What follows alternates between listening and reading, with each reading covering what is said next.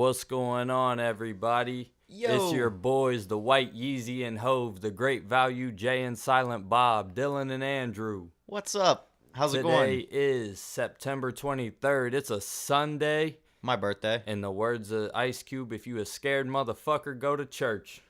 Or worship at home, whatever your religious Happy practice birthday, is. man. Thanks, buddy. It's the birthday episode. Turning the good old 27. 27. Damn, you ready to join the club? You about to die this year? Hell no. No? I mean... You better not touch a white lighter this whole year. Okay. Is that like bad luck? Superstition? Nah, man. The white lighter, station? everyone from the 27 Club, they had a white lighter on them or around them when they were found dead. Illuminati confirmed? Well, we're about to find out within the next 365 days, I guess. Nah, I'm good. So wait, what's your sign? You're a Libra? I am a Libra, yep.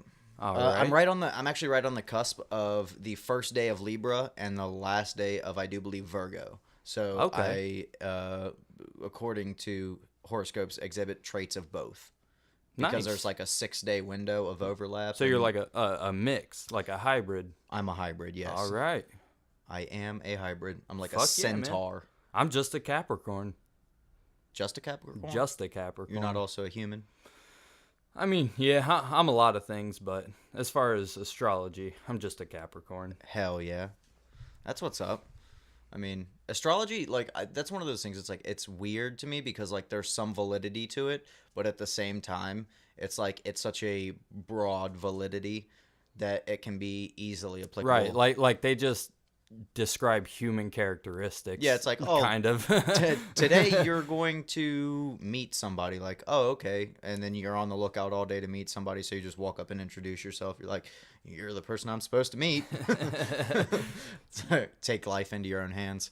I have noticed that a lot of those, it's like they just really describe basic human feelings, and some of them like, oh, have you been feeling down today? Like, I mean, how many times a day do you feel like down about something? Me personally, Yeah. not very many. Honestly, I try not to. I try to avoid the negative aspect of things and kind of try to find the positive in everything. So like I try to use like the down times as like a motivation to like push through, learn something, kind of get something from it. Like if something goes wrong in my life, I don't look at it as something going wrong. I look at it as an opportunity to learn. So, Well, I wish I could be more like that, I guess. Well, shit, I get sad all the time. Like, I just fucking, I don't know. Like, I maybe think that's it's just normal, me, though. but yeah. I mean, think it's. I think each day I like tends to have a different range of emotions. Yeah, You know? very Like, I true. mean, as far as me letting myself get down, it could be me. I don't know. But I don't know. I just kind of ride with that wave, and I feel what I feel, man. We're all human. I live by the philosophy of I make the wave that I ride. Yeah. So instead of like riding a wave that is brought to me, I want to be the splash that creates the ripple that turns into a wave, and I'm gonna ride that. Hell So yeah. it's one of those things like you gotta kind of take life by the balls. You gotta get up and do it instead of letting it do you. That's a And it's good just- way to look at it. I mean, it's if you want success, like there's nothing in life that comes to you. Like success doesn't come to you. Speaking of, like yesterday when we were skateboarding and shit, or while you were skateboarding, I was filming you, but you tried, I want to say close to 200 times to land a trick. It was something, dude. That kicked my ass all day. Yeah, but I tried it a lot. but you got like you landed it. It wasn't perfect, but you did land it several times. But you kept going, and that's kind of like the mentality you have to have towards life in general. Is it like that trick's not going to land itself? You just have to keep working at it Right. and keep getting it. Like Thomas Edison tried a couple hundred times to make the light bulb, and when he finally did it, they asked him like, oh, you failed so much. How do you feel about that? He was like, I didn't fail. I figured out all these ways how not to make a light bulb. Whatever it is, I know Thomas Edison's punk ass ain't this sore today. He went through all them trials and tribulations, but he ain't wake up with 2 swollen ankles. Well, I think Thomas Edison was sore through his whole life. He was butthurt a lot. Yeah. Nikola Tesla beat him at every turn. So, Tesla's the man. kind of jumping into this shit. It is Sunday, and we're not watching football today. However, we are on Twitch, and we've got Fortnite booted up. And you can check that out at the Midwest Movement. We'll be live streaming on Twitch periodically while we're doing this. So, and probably even when we're not doing this, we could hop on there and live stream. So if you guys want to check that out, you're more than welcome to. We also have the Instagram page is still up and running. So get on there if you're not. That's the Midwest Movement on Instagram. We also have a Facebook group now, so you guys can search Midwest Movement. You can also invite other people in there. So if you like our content, want to support our content, we're not one of these podcasts. We're not these people that are going to ask you to give money to a Patreon. We're not going to do that. We don't believe in taking other people's hard-earned money. This is our sort of passion project, so we're going to keep the steam rolling through this. But if you guys appreciate and enjoy it, think other people would appreciate and enjoy it, by all means, invite them to the group. We could have plenty of banter in there. We could talk shit to one another. Yeah, share things. memes. Yeah, I mean, it's really like we've been saying, this is an interactive thing, and we want to keep it interactive. Like, this is all about growth and sharing experiences and just like keeping the human process alive. I mean, technology can be a great resource if used, for resourceful ways, and not just sharing memes, but have a sense of community about it. And that's kind of what we want to instill in people through this. Some other updates. We are planning some interviews with some guests. Had a really long conversation with somebody a couple days ago, actually our older brother, and he gave us some feedback, some things he liked, didn't like, and he's a hater. I mean, he's entitled to dislike some of our content. I'll be the first one to admit it, that episodes 1 and 2, they weren't good. Like, they were mediocre at best, and I want to resist that level of content with everything, with every ounce of being in my body. Like, I want to resist the mediocre level of content. So, yeah. Like I said, we figured it out with episode 3. It's like when fucking NASCAR takes place. Like, they give them a couple laps to run around the track to get the tires warmed up. But episode 3, like, we got our tires warmed up. Now we got that we're rubber to the road. And we do this shit uncut. This is like a European cock going on over here. Hell yeah. Like, we don't stop. We don't pause. We just roll through it. And, again, we're trying to give you the best possible product that we can. With that being said, we've kind of figured out a structure for the podcast. So we're gonna, I want to say bifurcate it, but by meaning two. We aren't gonna have 2 sections. We're gonna have like the intro, the news and updates for you guys, which is like surrounding the podcast, what's going on with us, and then we'll have some fun and fuckery, and then every podcast, I'm gonna bring you guys a little bit of like self-help. And this isn't me helping you. This is tools you can use to help yourself. This is shit that I found out throughout, my many trials and tribulations through life. This is stuff that there has science, psychology, some sort of something behind it that gives it substance. This is stuff that I use every single day that's practical and that you can apply in small doses or large doses, whatever fits your life. And again, same as I said in episode 3, this is one of those things where you get out of this what you put into it. So if you really want to make those changes, you want to take your life to the next level, you want to do something, then by all means you can take all of this stuff, put it into play, and then you can just make life happen for you, or at least make yourself a little bit happier. So again, and Dylan, for you too, sad boy, I'm not that sad. You're not that sad. I think everyone gets sad. Yeah, no, absolutely. Everyone does it. I mean, I can't say that I don't get sad. Right. I just try to like, try to like overpower it. Yeah, like, and, like, I have to. Of it. Okay, but for perfect example, it was about a month ago. My girlfriend and I got into a big argument the night before. We went to bed. She woke up and went to work, and when she was at work, she was having a rough day, and I woke up late that day, and I went and sat on the back patio, and I was really bummed out. Like, I was resentful. I felt bad about the argument, the way things went, and I sat there, and I just thought to myself, I was like, so I can choose to be in this moment and be sad and be resentful, or I can choose to have a good day. We're going to have this talk at some point, but I don't have to spend every moment up until then being sad, being resentful. I can continue to live my life and, try to be as happy as I can right now and push myself to be happy. And it's like, honestly, like I thought about it for maybe 5 minutes and my mood completely shifted. I was like, okay, that's it. Like, I got to go tackle the day. I got to do something. Fucking today's my birthday. I'm taking no days off in the struggle for success. No days off, man. No days off, man. Like, you got to constantly be moving. You got to engage life. Life's not going to engage you if you're disengaged from it. You got to learn how to interface with it because shit moves fast and it will leave you behind. Yeah. But so you had some shit you wanted to talk some shit about some shit. I'm always wanting to talk some shit about some shit, so man. You brought up some shit. Tell me about this shit. Nah, like, so, you ever been to fucking, like, Chipotle or somewhere? I used to work at Chipotle. Yeah, well, we both used to work at Chipotle. We worked there together. It was fun times. You know that asshole that, like, gets in line and just fucking orders, like, 3 or 4 burritos and shit, like, just taking food back to everyone at the office, being... Yeah, hold on, I got one more. What's up? Hold on, I got one more. Yeah. No, like, yeah, can I get another one?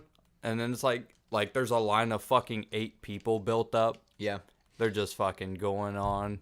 I had that experience at Taco Bell the other day. Actually, this lady showed up with a piece of paper where she had scrawled everyone's order on it, and I was on my lunch break. I get 30 minutes, and I go in there, and I'm like, "Are you fucking kidding me?" Like, dude, they have every company now has an app. Order online. Like every one of them. Like it's more convenient for you. It's more convenient for the people you're gonna interact with, and it just like it saves you time. Like it's more convenient for everybody. For everyone, like, literally everybody. Yeah.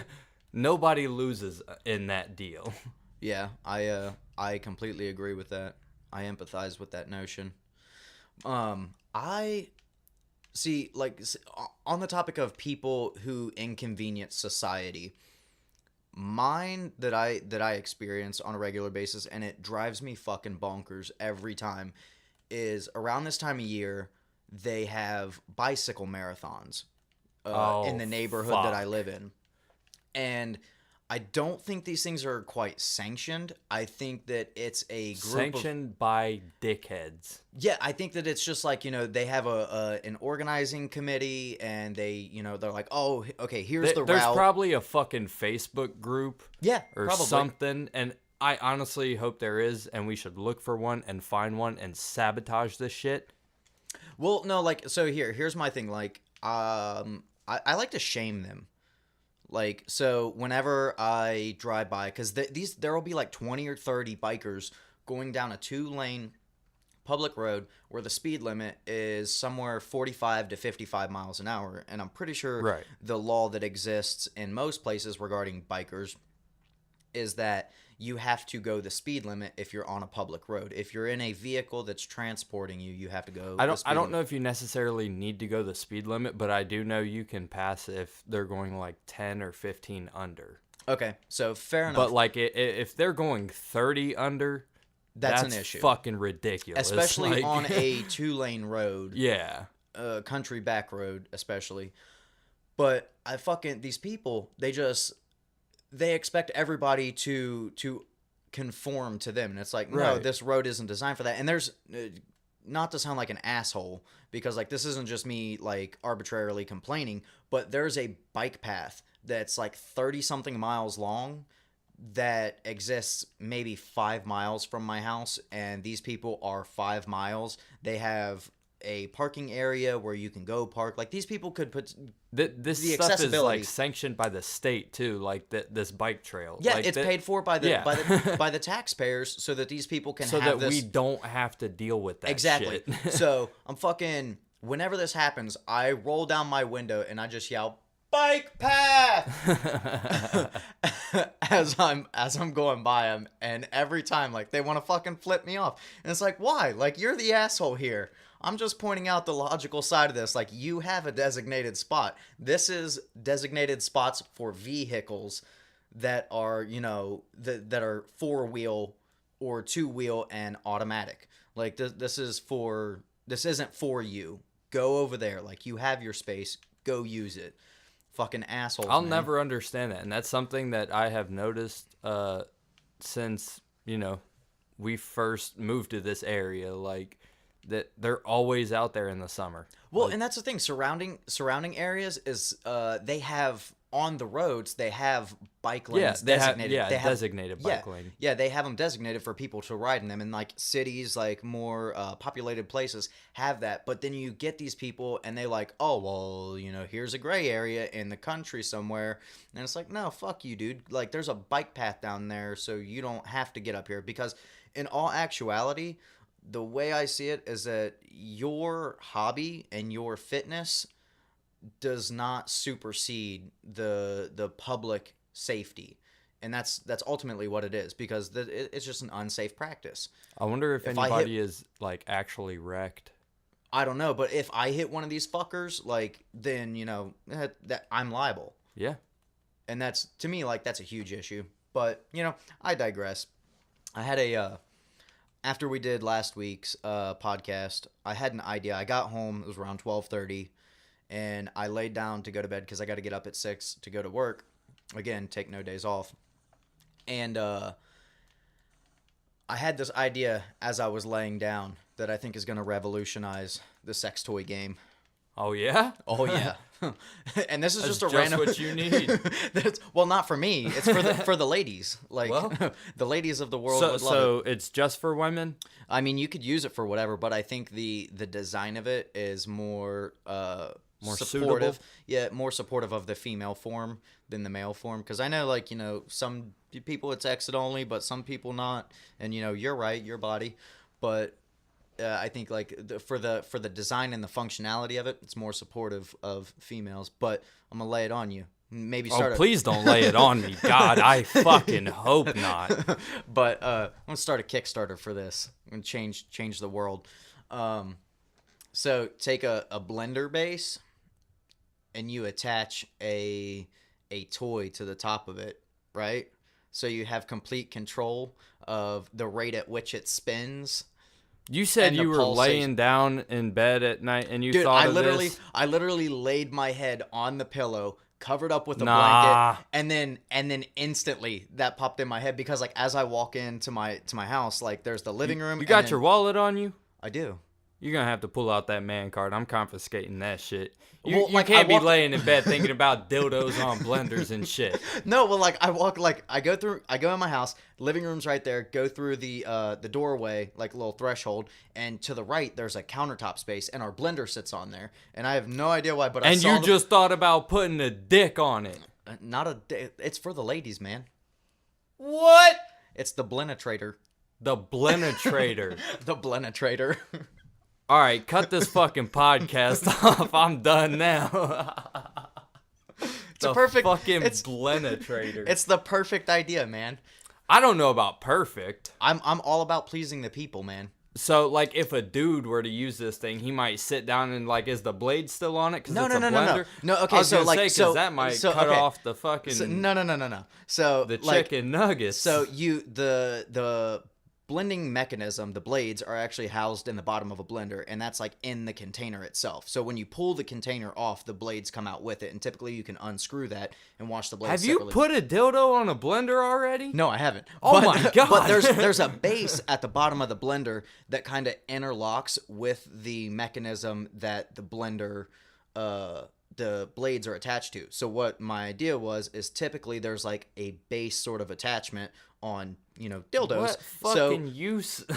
Dude, I'm just saying, like, it would work, I'm sure, for the ladies. Now, we really need feedback on that, because we are not females, but, like, I don't think that's a good idea, but he wants to start the Kickstarter. No, so here, like, and you can get different attachments for it. Like, the Blenetrator comes with the standard, it looks like a unicorn horn, but it's rounded at the end. So while it's spinning, it's just got those, like, groove notch, like, kind of spirals. Is this your weekly self-help segment? No, this isn't. This is fun and fuckery. This is the segment that this exists in. Nah. Yeah. I can't get behind that. You will not.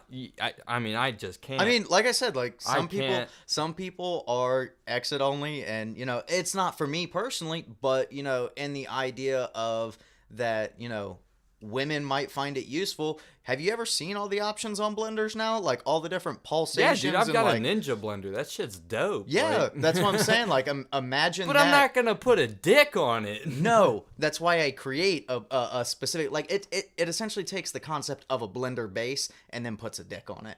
It's not a blender that you're like, oh, I'm gonna take this from my kitchen and glue a dick on it and then use it. Not, it's not like that. Jesus. This is just how the idea was sparked. I have a lot of fucked up ideas that go through my head, but again, Keep them to yourself next time. Nah, this is good content, man. This is interesting shit. And by the way, if anybody wants to take that and start a Kickstarter, you have my complete permission. Just, put me. Oh as, no, like, you're fucking balls deep in this idea now. You gotta start the Kickstarter. This is Do I have to? This is your brainchild. I'll have to check out their terms of service. Another thing I recently had the thought of is Great. I see. Well, no, I see a lot of people getting into like heated debates on Facebook, Twitter, various other places about addiction and whether or not it's a choice or a disease. To be clear, you said addiction, not like a dick chin. That's not like another dildo idea. No, this isn't a dildo All idea. right. This is Put purely a dick like on your chin. this is like excessively using drugs, bad drugs, not plants. See, now this is the time of day where I just get sad. But no, yeah, okay. So I set out to find out, and Oh yeah, doctor. yeah. Well, I mean, I wanted to know, so I looked it up a little bit on the famous WebMD, and I didn't see anything. So that leads me to the the thought that it's more of a choice. Because I typed in symptoms sucking dick and theft because I've never seen another disease that results in somebody sucking a dick or stealing shit. These Like fucking chicken heads, man. my fucking grandpa, like I've seen him shoot insulin into his stomach for his diabetes, and he doesn't like, hey, let's hop in the car, let's go case a joint real quick. Right. Like, that's not how it happens. So maybe it's an addiction, maybe addiction is a choice, maybe it's a disease, who knows? But the symptoms, the WebMD doesn't have those. Yeah. But Fuck, man. fun fact for you, the World Health Organization, the people who decide like what's a disease and what's not, they a couple months back labeled video game addiction as a disease. Yeah, so imagine your parents like and you go into your child's room and you're like, all right, it's time to go to school, and they're like, I can't help it, it's not a choice, like I have to keep playing Minecraft. Jesus Christ. This is the world we're living in, man. Imagine that level of distress, of that being like your child's video game addiction. That is such a first world problem. Very much so. That video you shared. That's what happens when you fucking let video games babysit your kids. Yeah. Or, well, see, there's a lot of research being done into why children, because like the level of anxiety and depression that exists in teenagers, not even like children, but teenagers right now, is higher than it's ever been in the history of the world.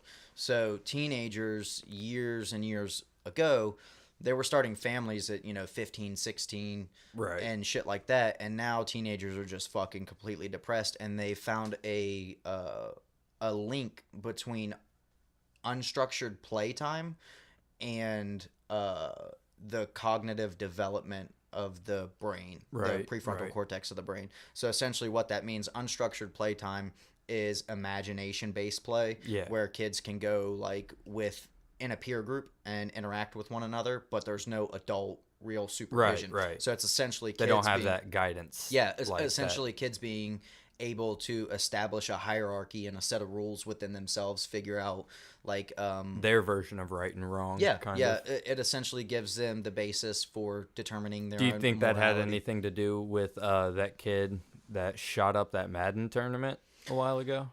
I don't know. See, when we get on the subject of like video games being a component of Right. violence, I Specifically gun violence. specifically gun violence and violence in general, like, because before there's gun violence, people are typically violent individuals already. Right. So violence is violence, whether it's gun, whether it's fist to fist, knife, whatever. It's all a Whether basis of. it's calling somebody the N-word in a group in a fucking lobby playing video games and shit. That, I don't think that's violence. I just think that's people being dickheads. Yeah. Like, as society, we agree that there are certain words we shouldn't say, or we don't have a need to say them. So if you don't need to say that word, which is pretty much never really. I mean, I guess if you're reading a book and the word is there, or if you're quoting something, then, like, in a court case, maybe, like, that sort of shit, I guess, like, that gets a pass. But typically you don't need to say those words. But as far as violence goes, so the whole, like, structure of play thing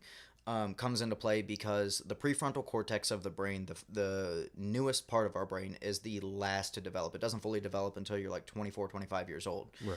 And so the aggression levels that we exhibit as children have to be integrated into a concept of morality, which is determined in the prefrontal cortex of the brain. So the primitive part of the brain exhibits, like, these aggressive traits, and then the prefrontal cortex of the brain kind of overrides them and kind of finds that moral spectrum in which they can exist in a way that makes it beneficial for society.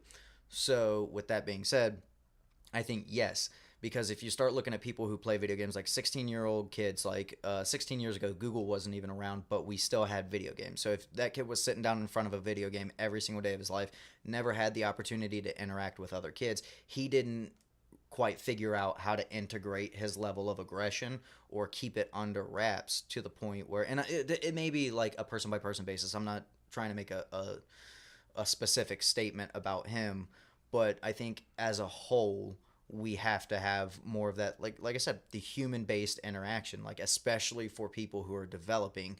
Like, it is absolutely critical for us to have that in order to develop into cohesive people who exist in a cohesive society.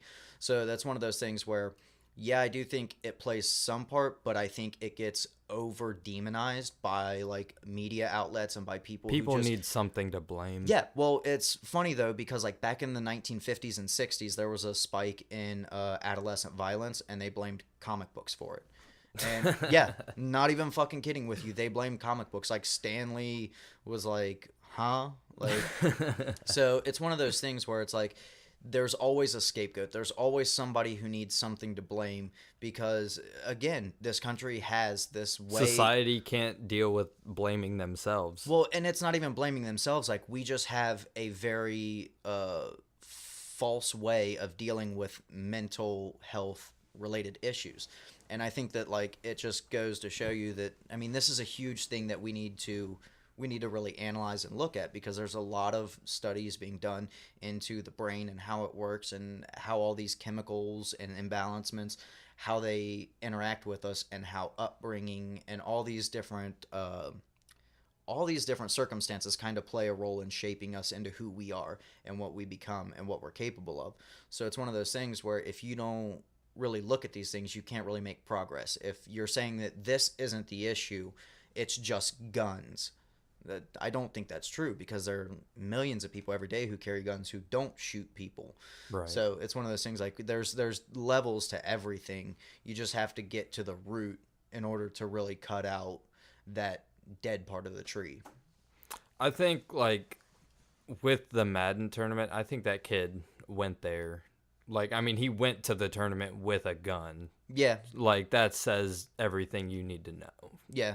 He didn't start doing it until it was, like, the final game and shit, and he lost. But, I mean, he took that gun for a reason. Yeah. I mean, and I absolutely believe that.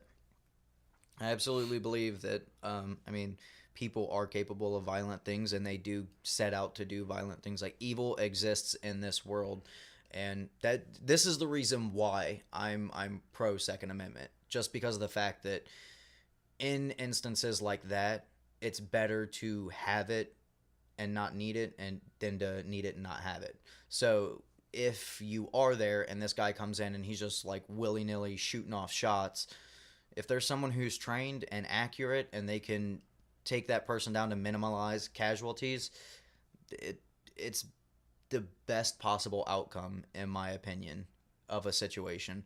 It's like in Cincinnati at the PNC Bank. There No, was it a was guy. Fifth Third. Oh, Fifth Third, yeah, Fifth Third Bank. Guy went in and shot, I think 5 people, and I killed think he 3. killed 2 He and killed injured 3. 4. Yeah, he killed 3 of them though. Or no, there were 3 casualties. He was one of the casualties. Yeah. But he was He killed 2 and injured 4 others. yeah, but he was taken out by police. Police were there within 30 seconds and killed him. Within 30 seconds, he was able to kill. That guy actually filed 2 lawsuits against MSNBC claiming that they were like stalking him and like just fucking tapped into all his shit.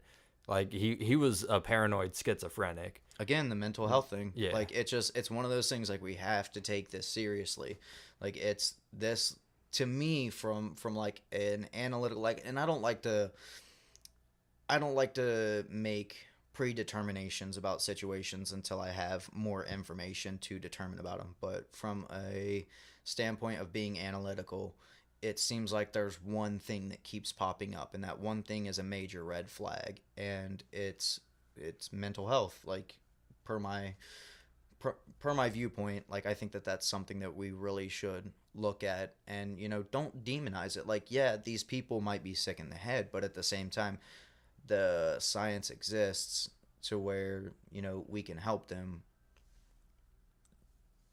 Yeah, I mean, I don't know. I think the human brain is a very complicated thing. Oh, for sure it is. We still don't fully understand it. Science can't quantify or measure consciousness. It's not something that we can do yet. We don't understand consciousness or how it works, which is insane. But let's move into the lesson plan. Since we're already on the subject of the brain and all this stuff, the lesson plan for today, it kind of takes the concepts from episode 3 and the 4 Ds kind of thing, the decision, dedication, determination, destination, and we're going to kind of analyze the first 2. So, question for you, Dylan. How do you make decisions? I have my girlfriend make all the decisions. You just, I don't need my balls. Here, like, can you put these in your purse? Nah. She'll make all the decisions except for, like, where to eat. Pretty much. I don't know what it is about people that are just like, I don't know. They never know what they want to eat. I mean, I can easily pick at all times something that I would like to eat. Right. I don't understand how other people aren't that same way. I don't know if it's one of those things because my girlfriend and I get into the same thing, and it's just I think it's a wanting to please the other person more. So it's just like we both don't decide because we want the other person to pick. So we don't want to take charge of the situation. So it's like, oh, we want to, kind of just treading very carefully around it. Not even treading carefully. It's just like not willing to make a decision. But anyways, so decision. In making decisions, there's always something you want to analyze, and that's the risk versus reward. So it's always a beneficial thing to take less risk-based chances and more rewarding-based chances. In today's society, this has become so prevalent that a lot of people, they gravitate specifically towards instant gratification. So posting something online that gets a lot of likes, or posting, this or that, or doing something that gives you immediate instant gratification. However, when you make a decision, it's always beneficial to analyze it in the instant gratification realm as well as in the long-term realm. So when you're making like life-changing decisions, like with the 4D methodology, you want to think about, this is going to please me now because I'm going to feel like I'm taking care of myself. But it's also going to please me a month from now, 2 months from now, 3 months from now. As long as it serves its purpose, it's going to continue to please you. And you want to take, minimal risk with the reward. So you want to maximize the reward over a long term. And it's kind of like the same thing as investing. Like you want to maximize your return. Same thing with living your life and living a happy life. So it's the first D. That's pretty much how you want to make decisions. The second D is the dedication factor. And this is, we're going to talk a little bit, well, I'm going to talk a little bit about how to maximize the effectiveness of being dedicated to something. So, when you want to make a choice, you want the best possible success rate. How do you do that? You set up a structure around your choice that kind of bolsters you to a place where success is pretty much guaranteed. Take happiness, for example, Dylan. With that being like something that you would, if you would ever wanted to improve on that, if you wanted to be less sad, one of the things I do, and I do this on a regular basis, if I'm feeling a certain type of mood and I want to elicit another type of mood, I will put on a song, because like music is one of those things that's like highly therapeutic to pretty much everyone. It's the universal language. It's one of those things that no matter I thought that was love. love and music, I guess, could be the same thing, but music, it's one of those things where it's all the same basis. It's just different different stories being told with the same formula.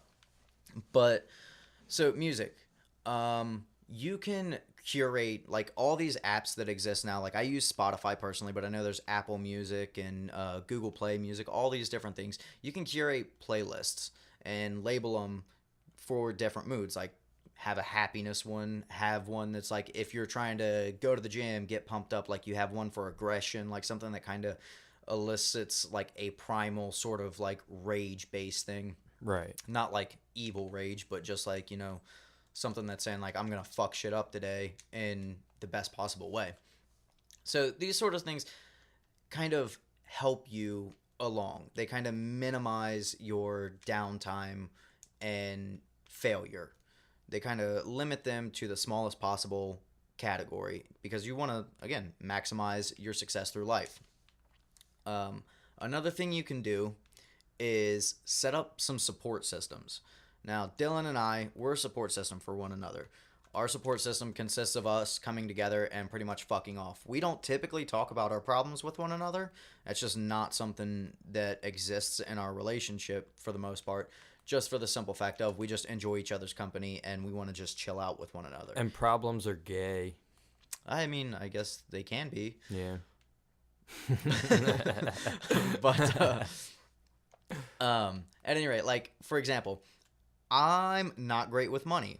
My girlfriend, however, is fantastic with money. So I delegate like pretty much all of our money handling to her. And it's a more convenient way for me to live life. Like if there's something I need or want, I pretty much will tell her and then we'll figure out from there and kind of like mediate and mitigate, find out where we go from there. But at the same time, play your advantages. If you know you're not good at something, try to have someone there to help you with it. This is the fundamental of setting up a support system. And it actually, like I said, it works in your benefit because you should surround yourself with positive relationships and people who want to see the best for you. I'm not saying surround yourself with fucking yes men. You don't want people who tell you, like, yo, dude, I'm going to go fucking base jumping. I've never done it before. You don't want people telling you, like, yeah, dude, that sounds like a great idea. You want someone to be like, hey, maybe watch a video or two, maybe talk to an expert, you know. Do things like this. Something that kind of helps set you up for success. These are the kind of relationships that will serve you most beneficial throughout life.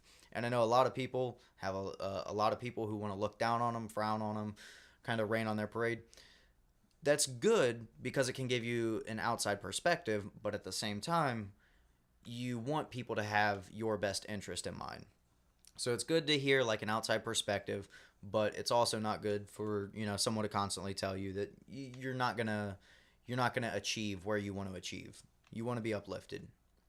So, and then one of the last things that you can do, and this is a great way to like blow off steam or just feel like you're accomplishing something, which is insanely beneficial when going through life. Anytime you make an accomplishment, it's healthy and it's a great thing to look back on it and say like, oh, I did this, I completed this. It gives you some sort of motivation to continue doing it. Like the kickflip you land. Like that one time you land it is enough juice to make it to the next time, and then to eventually try something new and then nail that, and then keep going. It's just you want to use this steam and keep using it and recycle all of these accomplishments you've made so that you can keep achieving. And that thing is passion projects. Now, passion projects they're simply projects based on things you're passionate about. For me, as when I was young, it was art. Like, no matter what problems I was facing in life, I could sit down and draw, and it would just transport me to a completely different world. Nothing bothered me while I was drawing. It was the greatest escape I've ever known. And it's one of those things that once I was done with it, I could look back on it, and regardless of what anybody else thought, I could sit there and say, I finished this, I did this, I completed this. Now it's music, it's podcasting, it's several other things that It's dildos on blenders. It's dildos on blenders. Hey, I'm just saying, dude, like, I have ideas. I got an entire book of ideas, things that I've thought Are of. they all sex ideas? No, like sex not at toys? all. No, I have one really good one that I want to try at some point to create, but it's a catnip infused perfume. So I want to make like a very aromatic perfume, something that smells nice that you could wear out, but it also has catnip infused into it because they have liquid catnip now. So I think, like, for the cat ladies, like, Yeah. this is the perfect item. There you go. Hell yeah, dude! Like, I'm telling you, Cat lady perfume. cat lady perfume. It's not gonna get you laid, but shit, get a bunch of cats. I mean, if we make a dude scent, like, and he goes over to a chick's house and she's got a cat and he's What about wearing some dog nip infused? I could get behind that. I'm more that. of a I dog don't know person. if dog nip exists. Does it? Is that a thing? I mean, hopefully. I don't know. Maybe there's a thing such as that. Hey, that could be your next invention. Dog nip. Yeah, find out what it is that gets dogs high. We could try that. So yeah, these are pretty much just some basic guidelines, or not even guidelines, some helpful hints to living a better life. I see too many people in the world that are hurting. Life sucks for them, and these are things that I find extremely beneficial. The resources exist for anybody to utilize them, and you curate them to yourself. This isn't a one shoe fits all. It's wear the shoes you have, but just make walking in them more comfortable. But at any rate, that's it for the lesson plan. What else you got for us, Dylan? Not shit, man. I'm just playing Fortnite right now. You got the rifle out, trying to shoot Sniper, this guy man. off his platform. Fuck yeah. Hell yeah. It's very informative shit you've got. Hell yeah, dude. Like, and by all means, like, if people want links to this stuff, like, I can post links in the Facebook group if you guys want to join in on that. I can share. This work is actually based off of two people, Martin Seligman, Dr. Martin Seligman, and Dr. Mihaly Csikszentmihalyi. That's a mouthful of Time out. What? Mihaly Csikszentmihalyi. Sure. He's Hungarian. I Oh, want to say. he? Oh, I totally thought that was a female. No, he actually discovered he didn't discover. He's a psychologist, and he came up with the concept of flow. And that's kind of what I was trying to get you to do yesterday when you were skateboarding, because I was kind of coaching you along. But flow is the concept of not living in the past or the future, but being present and a sense of oneness with the moment. So flow is like when you see Jordan in the playoffs back in the day, and how he's just like, he's there, he exists like in the moment, and he's just doing everything he set out to do. It's Mihaly theorized that it is because you're one with your interactions, because you're not focused on the past, which creates a sense of resentment, and you're not focused on the future, which creates a sense of anxiety. You're one within the moment. So if you eliminate future thought and past thought, it allows you to dedicate your entire process of thought to what you're doing in that moment by moment, and it allows you to achieve this state of being able to do things where time doesn't exist. Like, the concept of time is removed from the mind, and you're able to achieve more, do better, and be the best possible version of yourself that you can. And then Seligman he came up with the principle of learned helplessness, and that's pretty much what we talked about in episode 3. And that's kind of like the negative feedback loop and the positive feedback loop, where once you start thinking negative for so long, your brain kind of gets wired that way, and it kind of makes it everything seem perpetually negative. And then so his theory was, if we can have learned helplessness, then we can also have learned optimism, which is kind of like what I kind of the philosophy that I try to live my life by. So it's a way of just trying to find the silver lining in everything, because that silver lining will make you rich in the experiences that you have. That's fantastic. Yeah, I mean it's good shit, dude. Like it's one of those things like flow, like Mahaley's idea of flow, and he has an excellent TED talk on this if anybody wants to check it out. But it's just like it's very fascinating, because when I myself set out to do this, it works. So like I can see the benefits for myself through the experience Like and what? through the knowledge. Like, give me an example. Like yesterday when you fucked your ankle up really bad, Yeah. it was one of those things where my initial reaction was to freak the fuck out, like, and I just had to like stay calm and like talk you through it and just kind of help you through it. And then while you were trying to skate, like I was just coaching you, like trying to help you, because my Well, whole you can coach me all you want, but I'm still a shitty skater. no, like you were actually like, I don't know, like, because I was recording it the entire time, but when I would tell you, like, give you like little bits of information and be like, hey, do this, go back, like, because when you were doing it like this, you know, you were nailing it, but do it like this. When I was doing that, it was becoming more helpful, and I saw the results through you trying it. So like even for myself, like trying to, because my whole passion in life, my what I feel, what I've designated as my mission to this world is just simply to help people. I want to better the human experience. I want to make humanity a thing again. Yeah. And utilizing interfacing technology with humanity, and just, you know, kind of bring a more human approach to life.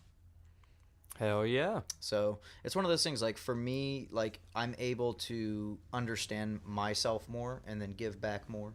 But, you know, everybody's different. Yeah.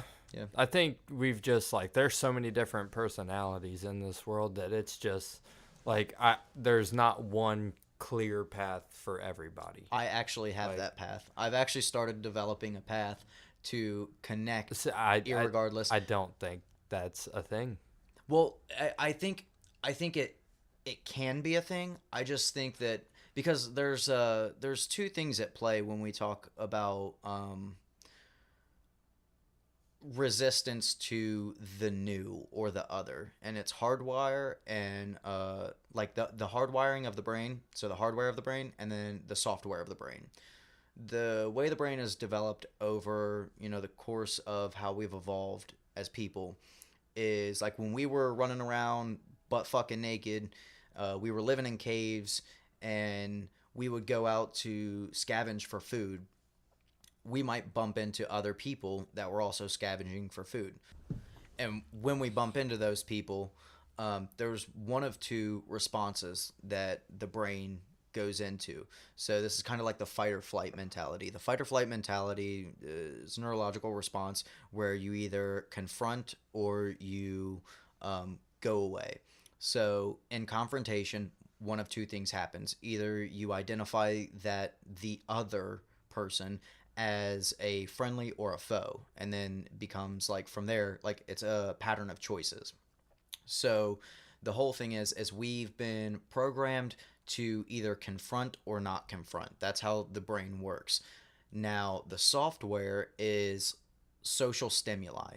So this is why when we talk about representation of various ethnic groups in media, in commercials, in everything in society, this is why it's important, because it interacts with the brain in a way that makes it less of a negative thing. If you can humanize people and show like stories that are more relatable, regardless of, you know, ethnicity, religion, any of these factors, age, you can find commonalities, and it makes you more likely to accept them. Kind of like when we watched White Boy Rick recently.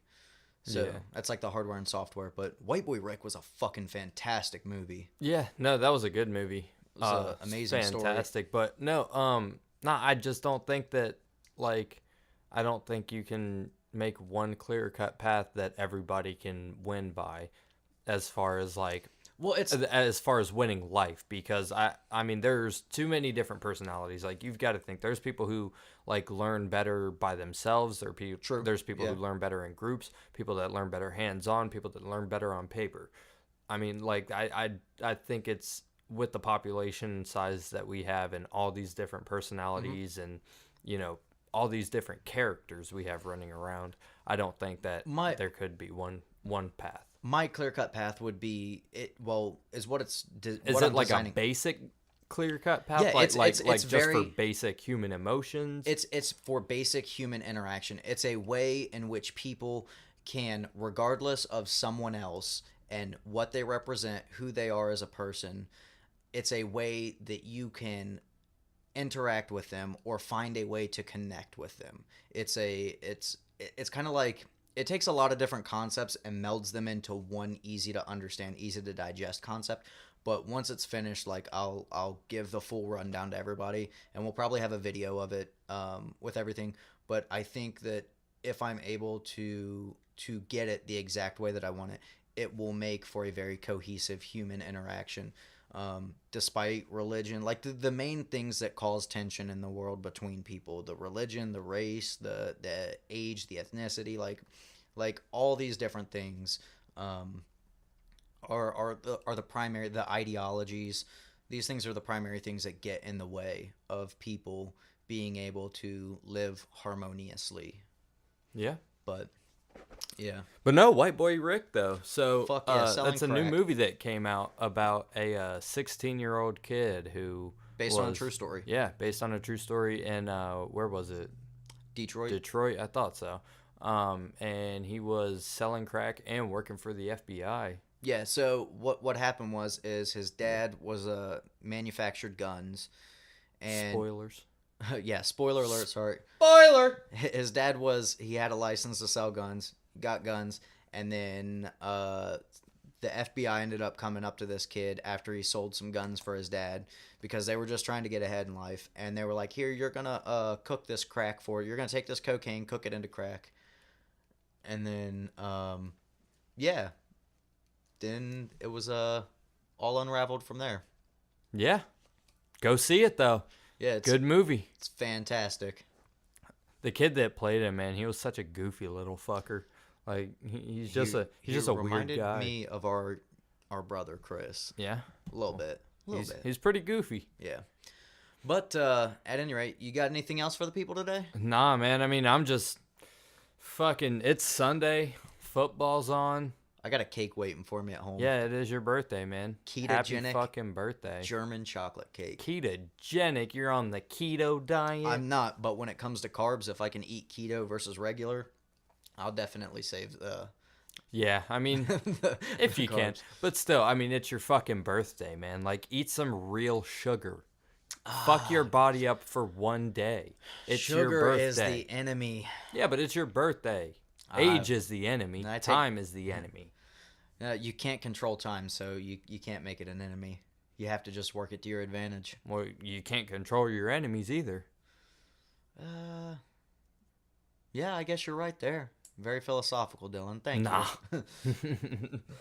Well, at any rate, that's it for episode 4. We appreciate you guys tuning in. Again, we hope it was helpful. Hell yeah. Helpful, funny, fucking laugh a little. You can find us on YouTube, SoundCloud, Twitch, or fucking Stitcher, and now Twitch. We got that shit set up, and we do have that camera that we are currently trying to get in the works, so we can Pretty sure stream. a SD card has been ordered. Has Just it? Waiting on Perfect. arrival. So, well, in the future, we can fucking stream on Twitch and do the podcast live at some point with the camera. Some point, yep. That'll be fucking cool, but we will keep you guys informed. You can follow us on Instagram at The Midwest Movement. Same for Twitch is at The Midwest Movement. And the Facebook page is facebook.com/brotherspodcasting. So you guys can check it out there. The Midwest Movement was already taken, but you know what? we Some fucking corny band, I imagine. maybe once we get a little money behind this, we can buy it from them. Maybe. Yeah. We'll see where it goes. All right. But Well, y'all be careful. Stay safe. Happy fucking birthday. Yep. Stay curious, stay passionate. Love you guys.